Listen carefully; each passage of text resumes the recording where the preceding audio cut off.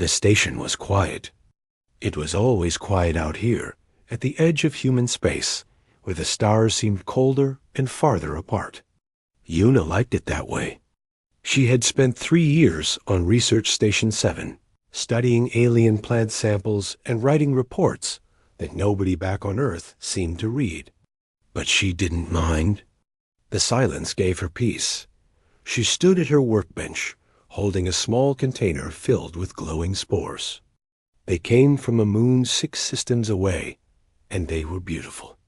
Blue and gold, like tiny stars trapped in glass. She smiled and made a note in her tablet dot outside the window. The gas giant hung in the darkness. Its storms moved slowly across its surface, red and orange and brown. Yuna had watched those storms for years. They never changed. Nothing out here ever changed dot until tonight. The first sign was a flicker in the lights. Yuna looked up from her work. The station's power was stable. It had been stable for months. She frowned and waited. The lights flickered again. Then the alarm started. Red light filled the room. A voice spoke from the ceiling, calm and mechanical. Warning. Unknown vessel detected. Warning. Hull breach in Section 4. Yuna dropped the container. The spores scattered across the floor, but she didn't notice. She ran to the control panel and pulled up the external cameras. What she saw made her blood turn cold. A ship hung outside the station. It was black and angular, like a blade made of shadow. She had never seen anything like it. The ship had no markings, no lights, no sign of life. But it was there, and it was cutting through her station's hull dot. She knew what this was. She had heard stories, rumors from traders and soldiers who worked the outer colonies. The Corvani, an alien empire that ruled half the galaxy. They saw humans as insects, as things too small to notice. They had never attacked human space before. They had never needed to dot, so why were they here now? The answer came through the door dot. It exploded inward, and 3 figures stepped through the smoke. They were tall, taller than any human. Their skin was gray and smooth, their eyes black and empty. They wore armor that seemed to absorb the light. One of them pointed at Yuna and spoke in a language she didn't understand. She didn't wait to find out what it meant. Yuna grabbed a metal rod from her workbench and swung it at the first soldier. It connected with his head, and he stumbled back. The second soldier raised a weapon, but she was already moving. She ducked under his arm and drove the rod into his stomach. He made a sound like breaking glass and fell. The third soldier was faster. He caught her arm and twisted it behind her back. Pain shot through her shoulder. She screamed and fought, but he was too strong. Something cold pressed against her neck, and the world went dark dot when Jin arrived at the station 3 days later. He knew something was wrong. The lights were off. The docking bay was empty. The air smelled like smoke and something else, something chemical and sharp. He moved through the corridors with his weapon drawn. He called Yuna's name, but no one answered. Every room was empty. Every screen was dark. He found her lab last dot. The door was broken. The walls were scorched. Equipment lay scattered across the floor, smashed and burned. And in the middle of it all, he found a single container, cracked and empty. The spores were gone. Jin knelt down and picked up a small object from the floor. It was Yuna's tablet, cracked but still working. He turned it on and saw her last entry. A video recorded just before the attack. Her face filled the screen. She looked tired but happy. Day 712, she said. The spores are reacting to light in ways I didn't expect. I think they might be alive, really alive. I can't wait to show Jin when he visits. He always pretends not to care about my work, but I know he does. He's a good brother. The video ended. Jin stared at the blank screen for a long time. Then he stood up and walked back to his ship. He didn't know who had taken his sister, but he was going to find out. The council chamber on Earth was old. It had been built centuries ago, when humanity first united under one government. The walls were made of stone, and the ceiling was painted with images of stars and ships and distant worlds. It was meant to inspire hope. Today, it felt like a tuned Jin stood before the council and told them everything. He showed them the footage from the station's cameras. He showed them the energy signature left behind by the alien ship. He showed them Yuna's tablet, her last words frozen on the screen. The council listened in silence. When he finished, they began to argue. "We cannot provoke the Corvani," one counselor said. "They control 1,000 systems. We control 12. This would be suicide." "We cannot do nothing," another replied. "They took one of our people. If we don't respond, they'll take more. Perhaps we can negotiate. Send a diplomatic mission. Ask for her return. The Corvani don't negotiate with species they consider beneath them. To them, we're animals."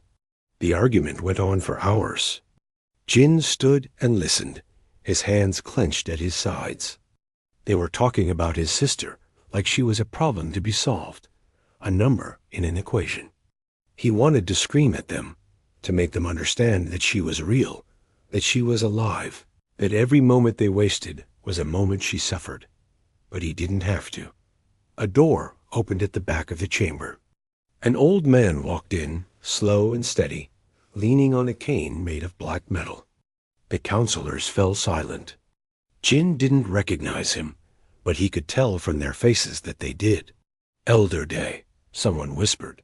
"He hasn't attended a council meeting in 40 years. Day walked to the center of the chamber and stopped. He looked at the counselors, then at Jin, then at the footage still playing on the screen. "I've heard enough," he said. His voice was quiet but clear. "You talk about diplomacy and caution. You talk about the Corvani like they are gods and we are children. But you've forgotten something. Something our ancestors made sure we would never need to remember." He pressed a button on his cane. The images on the ceiling changed.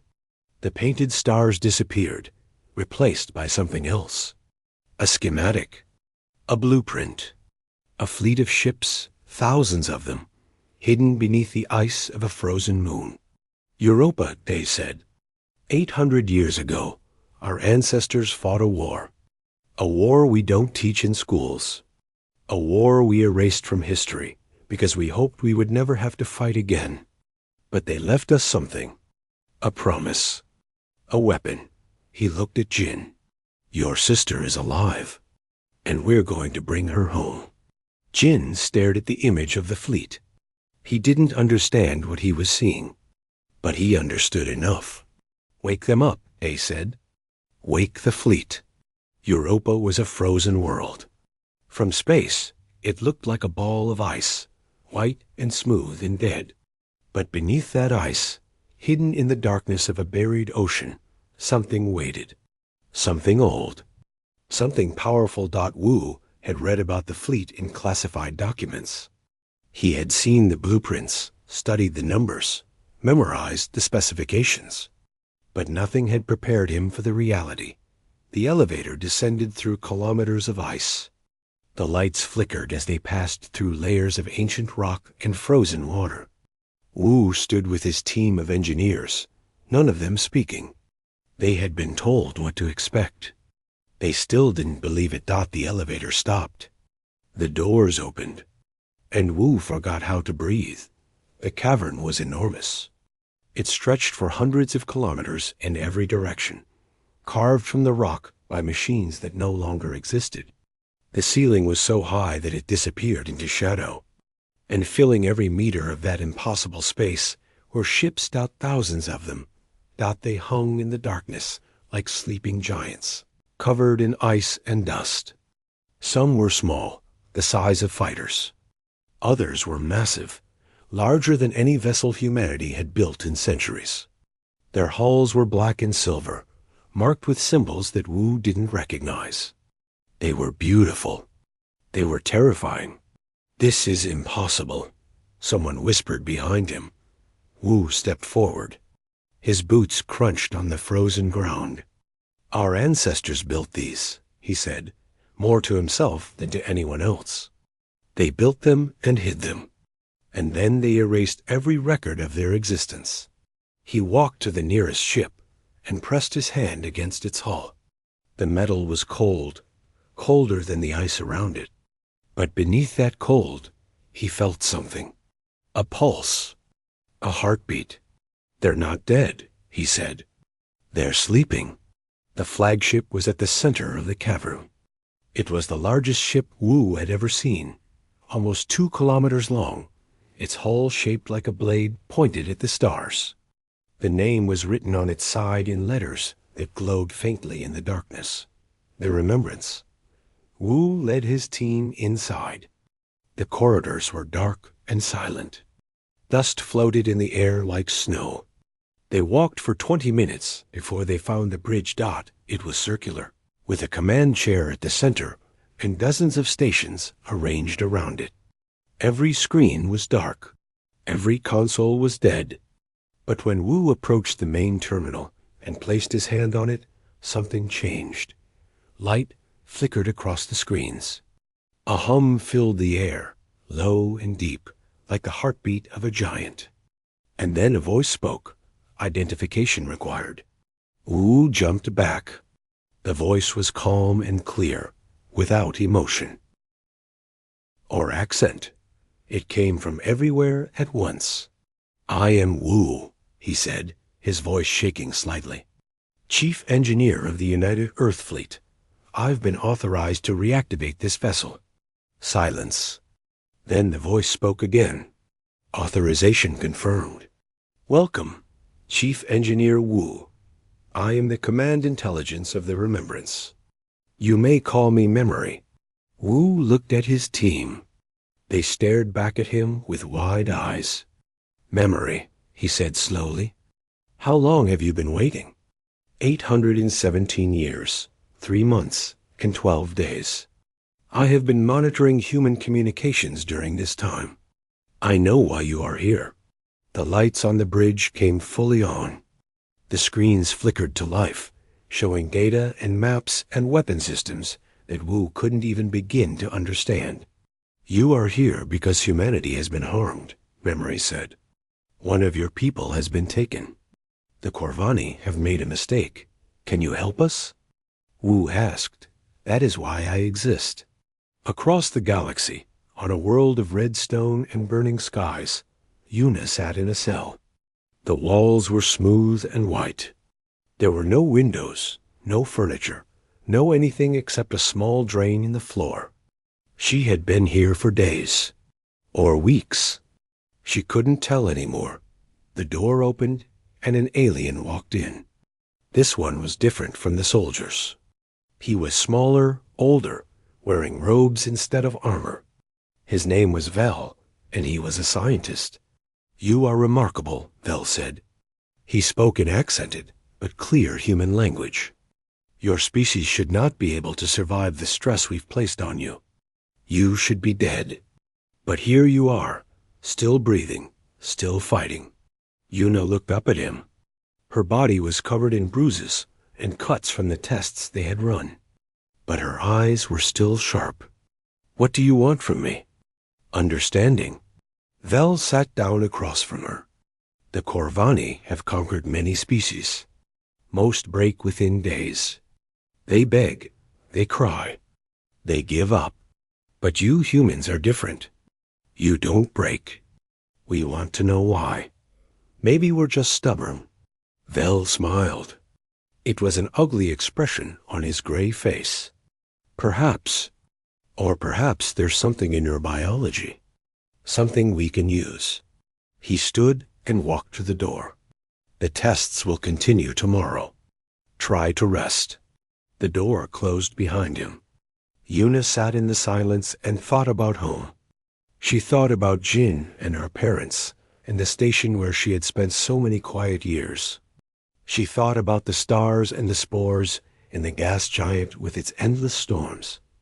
And she thought about escape. On Europa, the awakening had begun. One by one, the ancient ships came to life. Ice cracked and fell away from their hulls. Lights ignited in cockpits and engine rooms. Power cores that had been dormant for centuries hummed with energy. Admiral Tay stood on the bridge of the Remembrance and watched it happen. He was a tall man, quiet and serious, with gray hair and eyes that had seen too many battles. The council had chosen him to lead the fleet. He had not asked for the honor, but he had not refused it either. Fleet status? He asked.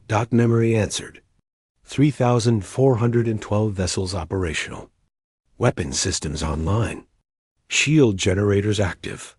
We are ready for deployment. Hannah stood beside him.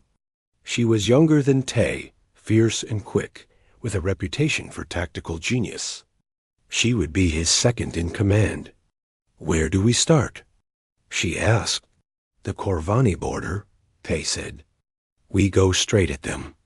No hiding, no games. We show them exactly what they've woken up. The fleet began to move. Ships that hadn't flown in 8 centuries rose from their graves of ice.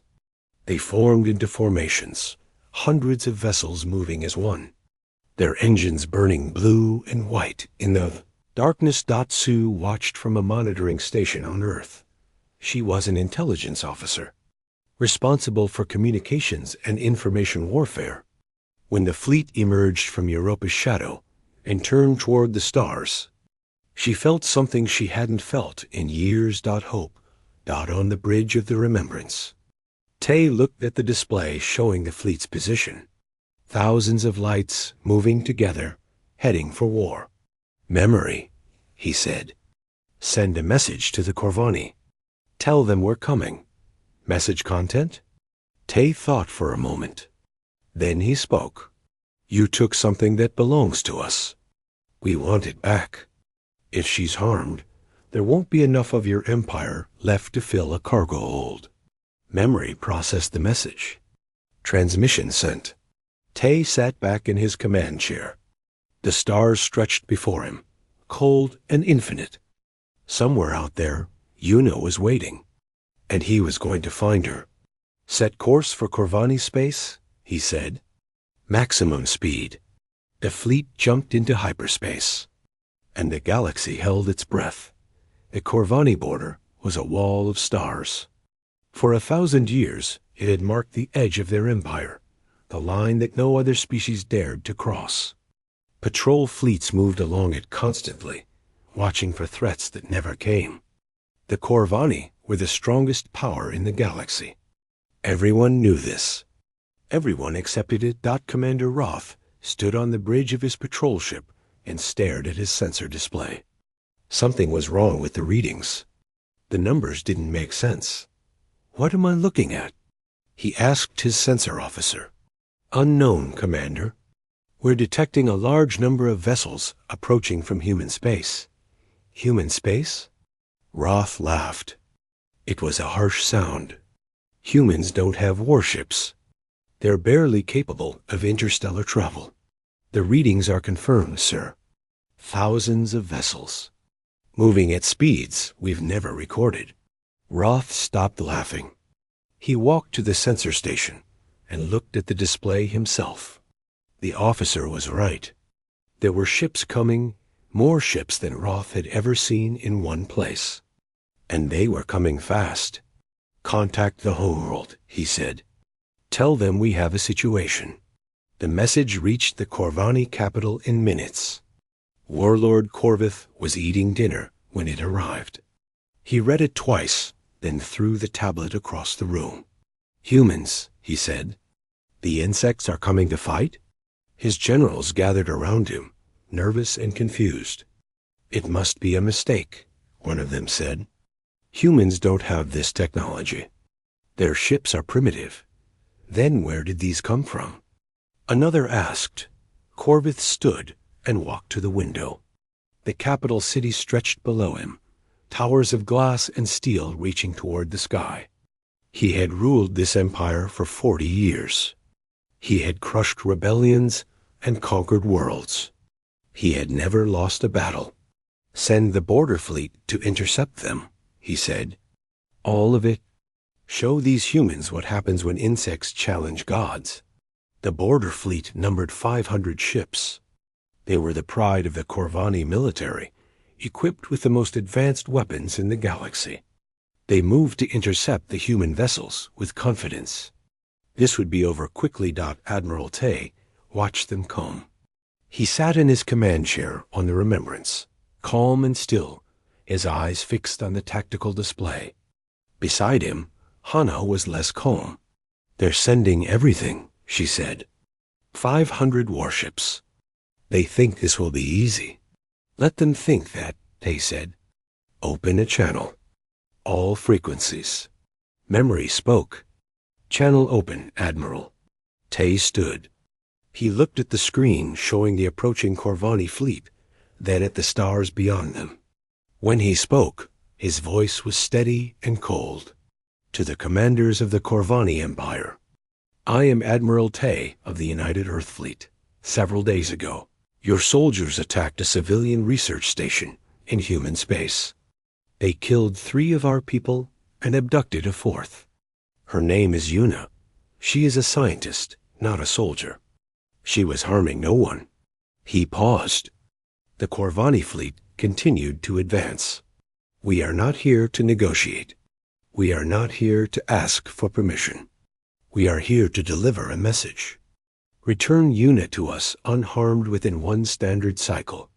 If you do not, we will dismantle your empire system by system, world by world, until there is nothing left but ashes and memory." He sat back down. "Close the channel." Hannah looked at him. "They won't listen. I know. But now they can't say they weren't warned." The Corvani fleet opened fire. Thousands of weapons activated at once. Energy beams and missiles and plasma charges screamed across space toward the human fleet.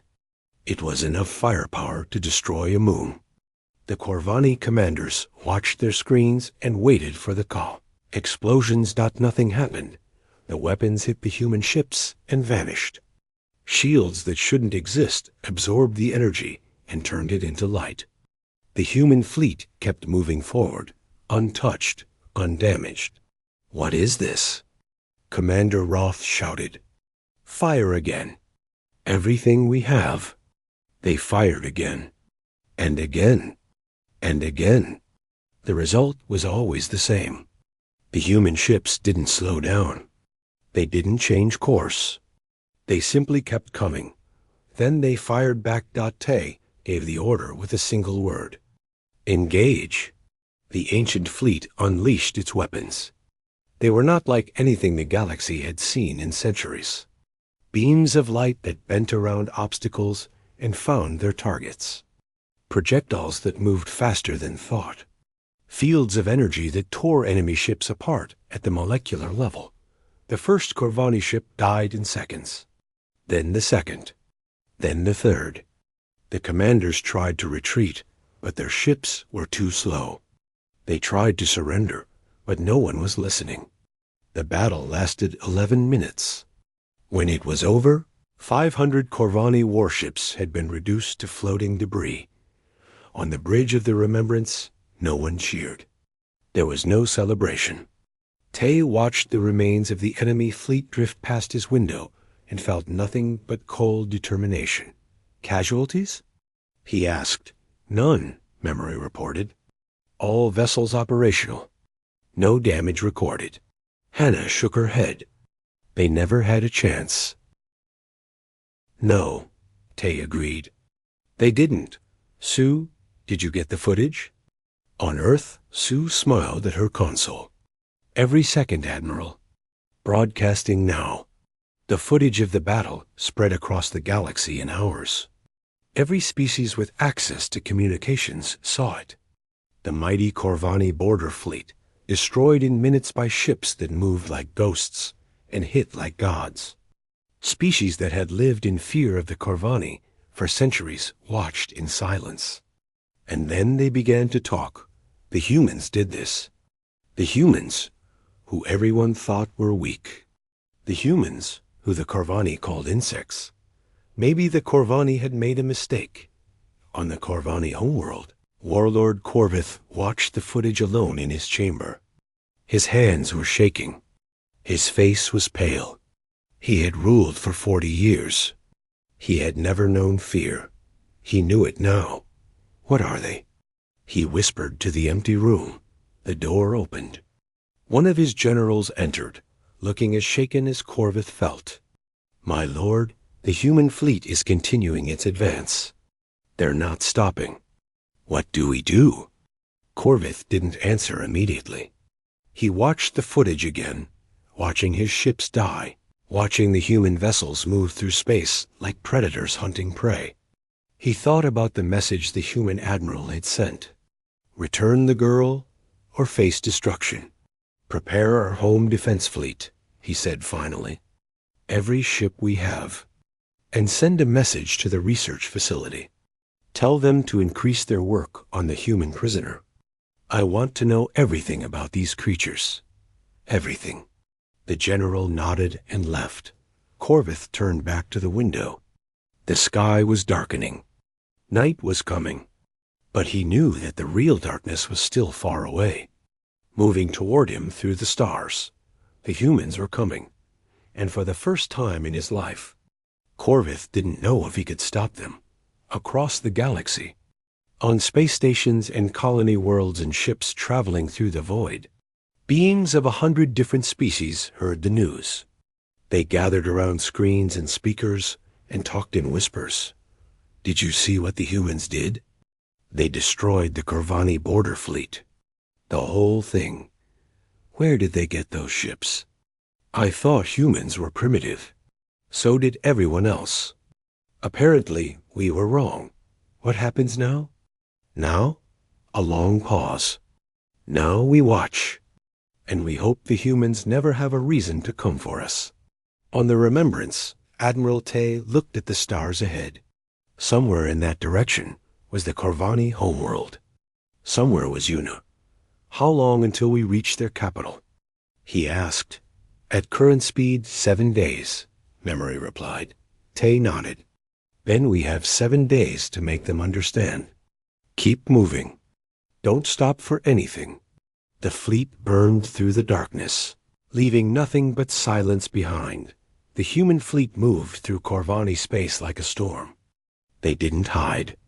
They didn't take shortcuts. They flew straight through the heart of the Empire, and everything that stood in their way died. Military stations fell first.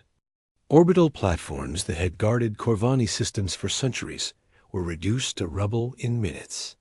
Defense fleets that tried to intercept the humans were scattered like dust. The ancient ships moved with a precision that seemed almost supernatural, striking targets and moving on before the Corvani could even understand what was happening. But the humans didn't touch civilians. Colony. Worlds watched the fleet pass overhead and waited for death. It never came. The human ships ignored settlements and cities. They struck military targets and nothing else. When they left a system, the only things destroyed were weapons and warships. News of this spread quickly. The Corvani people, who had been told their whole lives that aliens were savage and cruel, began to ask questions. Why were the humans sparing them? Why weren't they killing everyone they could? The answers were simple, but they were hard for the Corvani to understand, because humans weren't there for conquest. They were there for one person in her cell on the Corvani homeworld. Una heard the rumors. Guards whispered to each other when they thought she wasn't listening. A human fleet. Thousands of ships. Destroying everything in their path. Coming this way. She didn't believe it at first. It sounded impossible. Earth didn't have a fleet like that. No one did. But then she noticed the changes. The guards started treating her differently. They were still cruel, still cold, but there was something else in their eyes now. Fear. They looked at her like she was a bomb that might explode at any moment. Vel came to see her again. This time, he wasn't smiling. "Your people are coming," he said. "I don't know how they have such weapons. I don't know where their ships came from. But they're real, and they're destroying everything we send against them." Yuna looked up at him. "Good." Vel's face twisted with anger. "You don't understand. When they get here, we'll all die. You included. Warlord Corvith won't let you leave.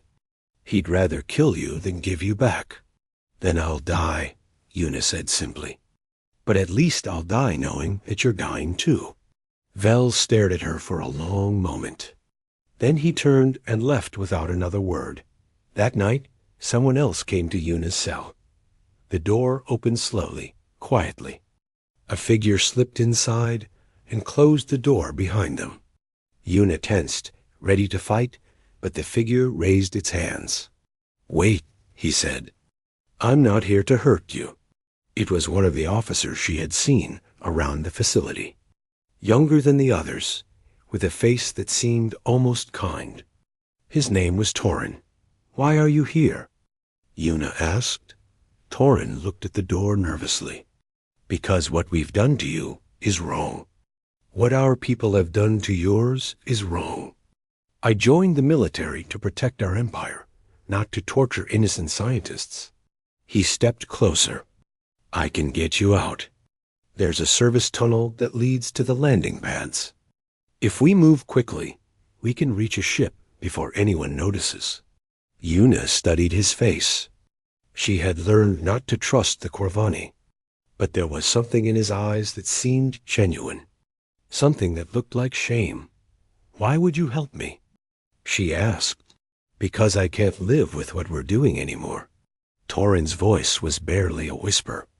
"And because maybe, if I help you, your people won't kill all of us when they arrive." Yuna stood. Her body ached from days of tests and beatings, but she forced herself to move. "Then let's go." While Yuna made her escape, Admiral Tay made a decision. "We can't wait for the main fleet to reach the homeworld," he said. "Corvith might kill her before we arrive. We need a strike team." Hana nodded. "I'll lead it. Give me your best soldiers and a fast ship. We'll get ahead of the fleet and extract her ourselves." Jin stepped forward. He had been on the Remembrance since the beginning, waiting for this moment. "I'm going with you." Hana looked at him. "This is a military operation, not a family reunion." "She's my sister." Jin's voice was hard. "I'm going." Tay raised a hand before Hana could argue. "Let him go. He has more reason than anyone to make sure this mission succeeds." The strike team departed 2 hours later. Their ship was small and fast, designed for stealth rather than combat. It slipped past the Corvani defenses and entered the homeworld's atmosphere. Under the cover of darkness, Hana led 12 soldiers through the empty streets of the capital city. The Corvani were scared. Most had locked themselves in their homes, waiting for the human fleet to arrive. The streets were empty except for military patrols, and those were easy to avoid. The research facility was a gray building at the edge of the city. It had no windows and only one entrance. Getting in would be difficult. Getting out would be worse. "Jin, you're with me," Hana said. "The rest of you secure the exit and be ready to run." They moved through the facility like shadows. Corvani guards fell silently, one by one. The team had trained for missions like this for years. It was almost too easy until they reached the detention level. The corridor was empty. The cells were open. And Yuna was gone. Where is she? Jin grabbed a wounded guard and slammed him against the wall. Where did they take her? The guard looked at him with fear in his eyes. She escaped. About an hour ago. One of our officers helped her. They're heading for the landing pads. Jin dropped the guard and looked at Hana. We need to move. They ran. The landing pads were chaos. Alarms blared. Soldiers rushed in every direction. Someone had discovered Yuna's escape, and now everyone was looking for her. Hana spotted them first. Two figures running across the platform toward a small transport ship. One was tall and gray, wearing a Corvani uniform. The other was smaller, human, her hair dark and tangled. "Yuna!" Jin shouted. She turned. Their eyes met. For a moment, everything else disappeared. Then the Corvani soldiers opened fire. Torin pushed Yuna behind a cargo container. Shots tore through the air around them.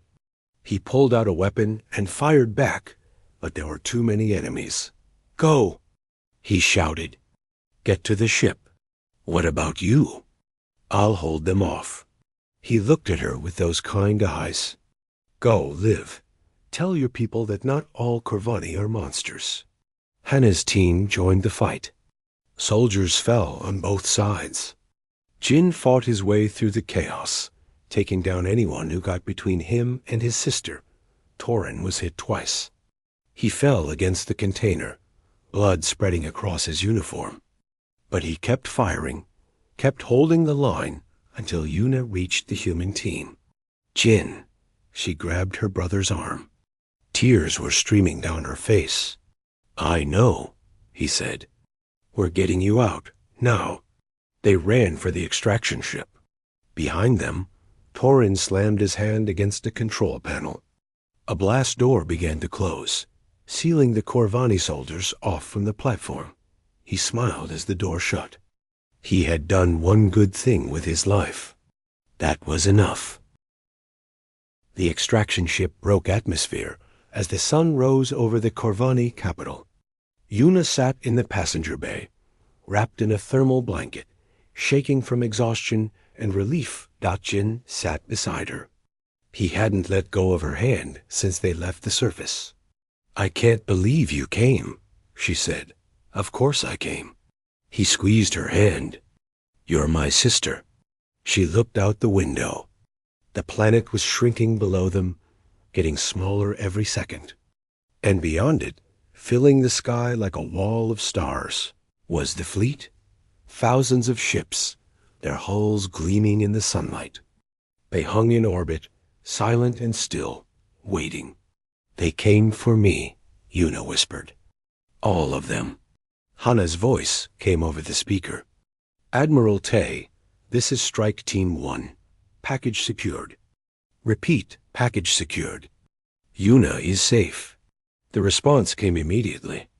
"Good work, Commander. Return to the Remembrance. It's time to end this." Yuna watched the fleet as they approached.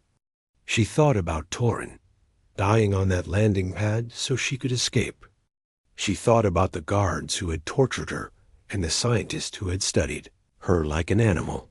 And she thought about what came next. The Corvani had taken her. They had hurt her. They had underestimated her people. Now they would learn why that was a mistake.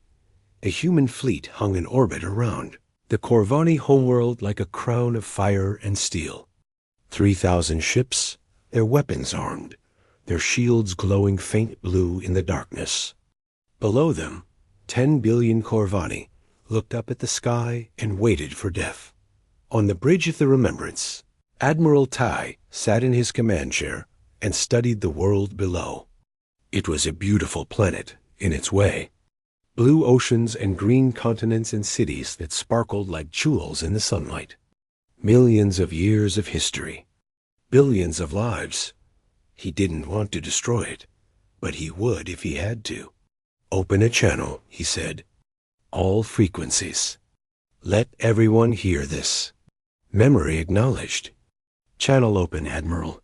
Tay stood. He looked at the planet, then at the stars beyond it. When he spoke, his voice carried to every ship in the fleet, every receiver on the planet below, every corner of the galaxy that was listening. "People of the Corvani Empire, I am Admiral Tay of the United Earth Fleet. Several weeks ago, your military attacked a civilian station and abducted one of our citizens. We came to take her back. We have succeeded." He paused. On the planet below, Corvith watched from his palace. His generals stood around him, silent and afraid. Your border fleet is gone. Your military stations are gone. Your empire's defenses have been shattered. We could destroy your homeworld in hours. Every city, every building, every life. We have that power. You have seen what our weapons can do. The silence was absolute. 10 billion beings held their breath. But that is not why we came. We came for one person, one life, one woman who was harming no one when your soldiers took her. She is safe now. She is on her way home. And so the question becomes, what happens next? Tay looked at Hana. She nodded. They had discussed this moment for days. They had planned every word. We offer you a choice, Tay continued. Surrender unconditionally. Dismantle your military. Pay reparations to humanity and to every species you have conquered or abused. Accept observers to ensure you comply.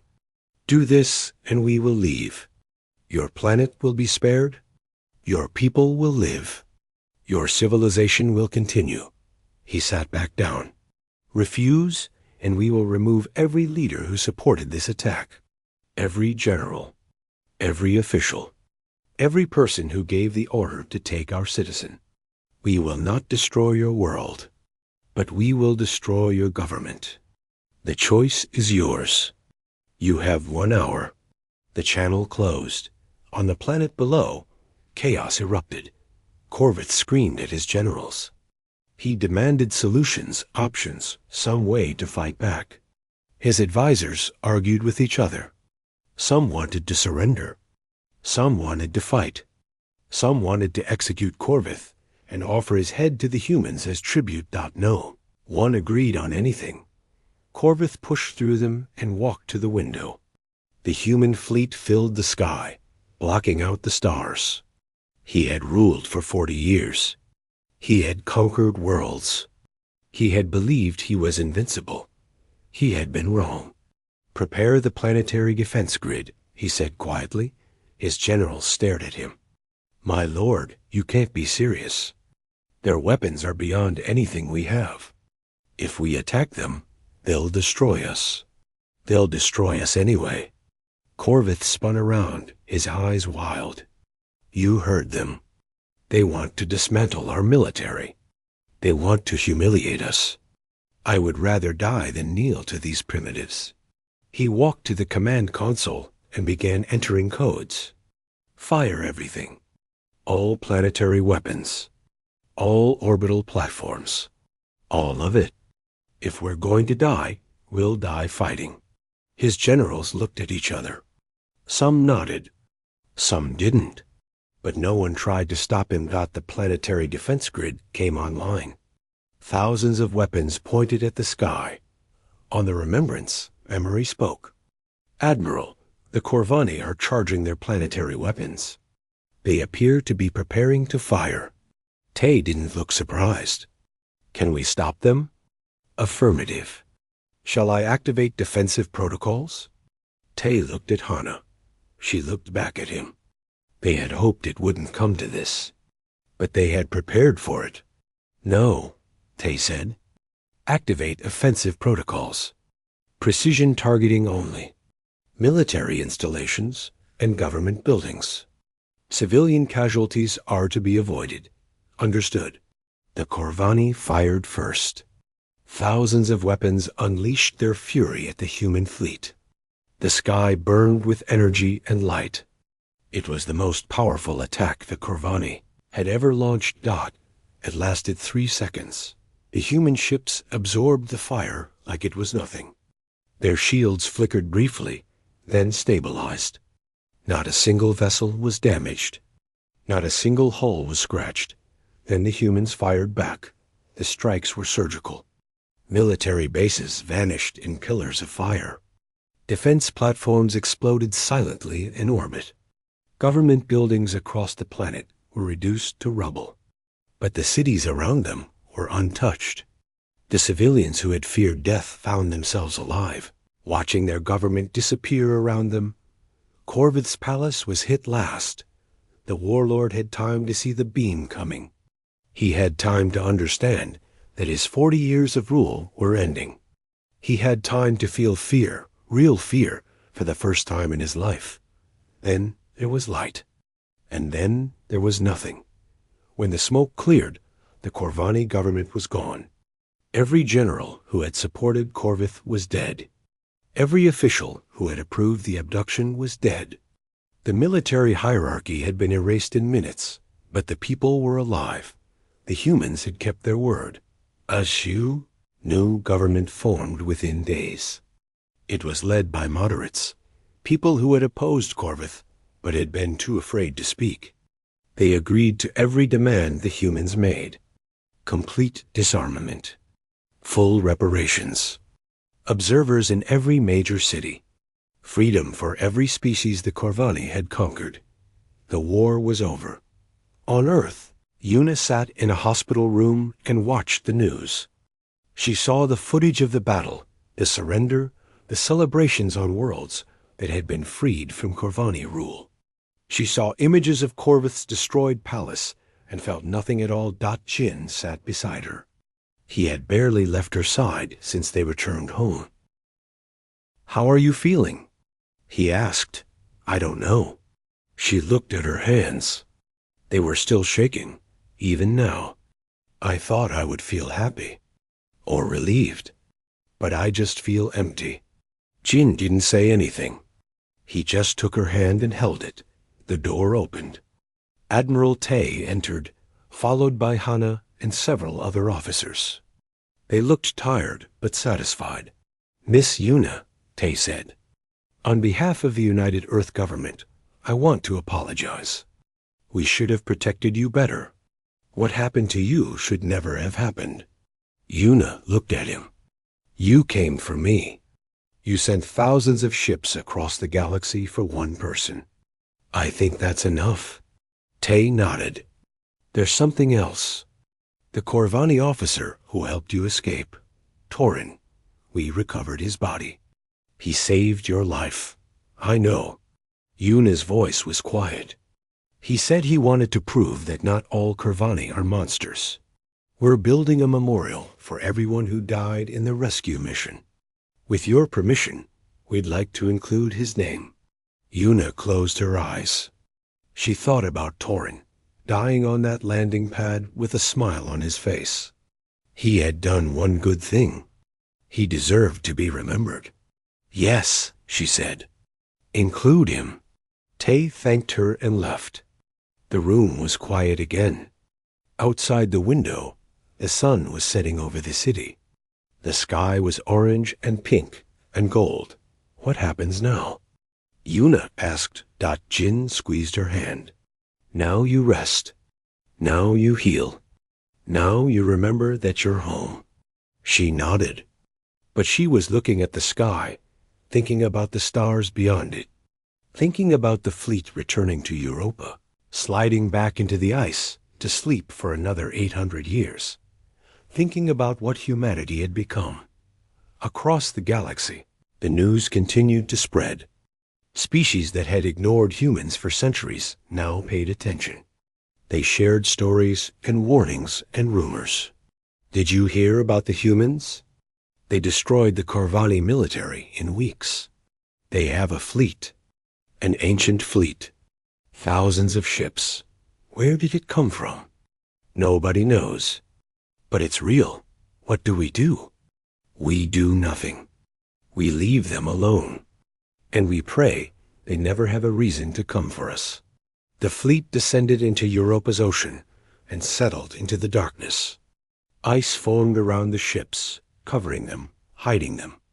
The lights went out one by one until only the remembrance remained. On the bridge, memory spoke to the empty room. "Fleet status standby. Monitoring human communications. Alert protocols active. If humanity is threatened, I will wake again." The last light went out. The fleet slept, but the galaxy remembered. And somewhere, on a planet called Earth, a woman named Una looked up at the stars and smiled. She was home. She was safe. And she knew, with absolute certainty, that she would never be taken again, because humanity protected its own. Every single one got, no matter the cost.